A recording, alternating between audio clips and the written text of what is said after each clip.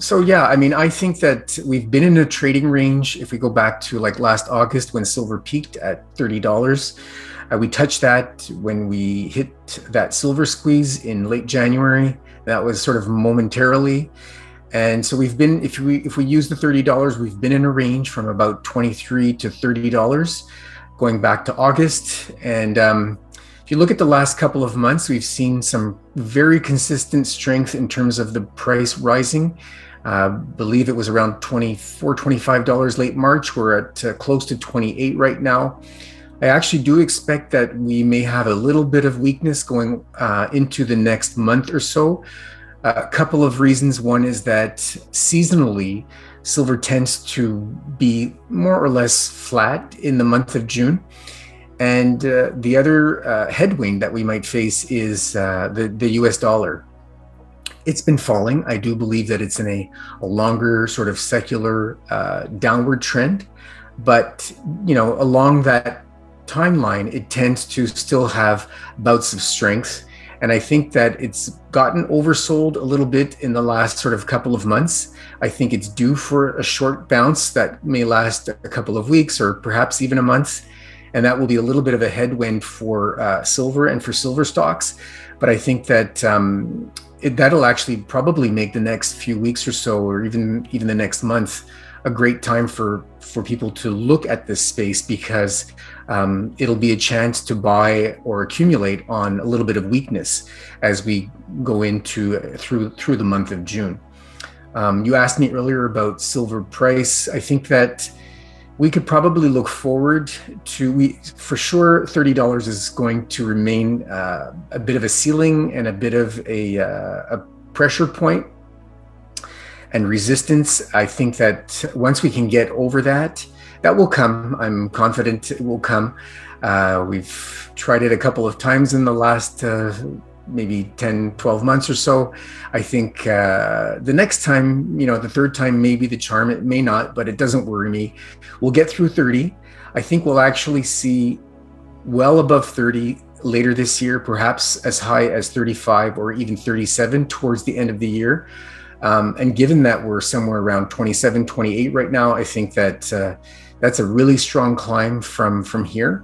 And that should bode well, very much so, for silver stocks. So the potential is there, and it's quite exciting. If you look at the silver peak back in 1980 or so, at about $50, if you use government or official inflation numbers, which would be, say, 2%, 3% or so average, that brings you to about $160 silver or so.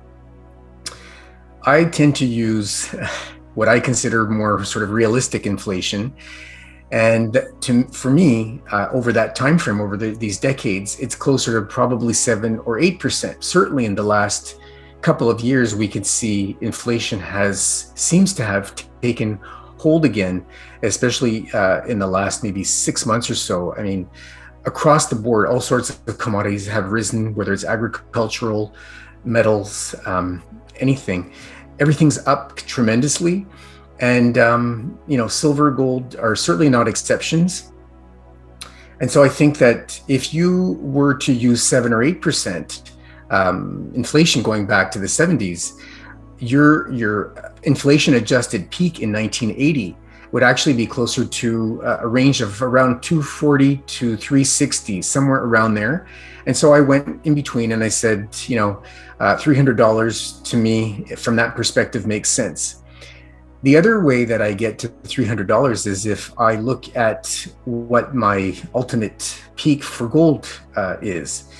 Now, and I think, in my view, from my work and my research, that we'll probably relatively easily reach somewhere close to about 5,000 on gold. Today, close to 2,000. We've been to 2,000. That's 2.5 times from there. I don't think that that's a huge stretch to get to 5,000. And if I use the gold silver ratio, which is the number of silver ounces to buy an ounce of gold at a given point in time, that ratio in bull markets tends to reach a low, meaning fewer silver ounces are required to buy an ounce of gold, meaning silver has caught up and leveraged gold considerably. So that ratio tends to bottom somewhere around, at least in my view, probably somewhere around 15 or 20. And so if we use, let's say, a 15 to 1 ratio on $5,000 gold, that brings us to 330 or so dollars silver. So if I scale it back a little bit, I'm back at the $300 range.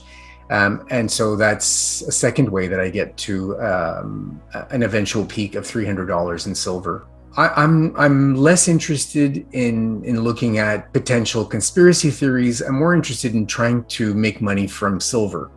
And I do think it has tremendous potential going forward over the next several years, and even, perhaps a decade or so. And so my focus is, like I say, to try and leverage what I think I see going forward. And I think the best way is to allocate across the different sort of options you have in silver investing. Perhaps make some allocation to physical silver. From there, you can start off with some ETFs that will give you immediate exposure without having to do much, if any, research. It also is very diversified instantly, much lower risk. And then from there, as an investor gets comfortable, they can move along the food chain, I guess, and move perhaps into the larger players. I'm talking about things like royalty companies, and then from there, large producers. From there, you have mid-tier producers, then you have development stage projects, and then your last sort of highest risk plays are explorers in the space. And I'm not trying to avoid the question. I just think that trying to unravel maybe a lot of what is going on, a lot of it is hearsay, a lot of it is accusations, a lot of it is trying to float conspiracy theories. And some of it may be right, some of it may not be, but I don't feel that it's practical or that all of it is that productive. If there's manipulation going on, definitely it needs to be challenged, it needs to be weeded out, and it needs to be righted. But in terms of someone who's interested in the space and wants to do well, invest in it, and leverage what is likely a very strong silver bull for many years to come, I think that the focus really needs to be on the investments, how to approach that. Go for some research. There's all sorts of research out there. Take some time, look at companies, look at the different ETFs, and approach it that way.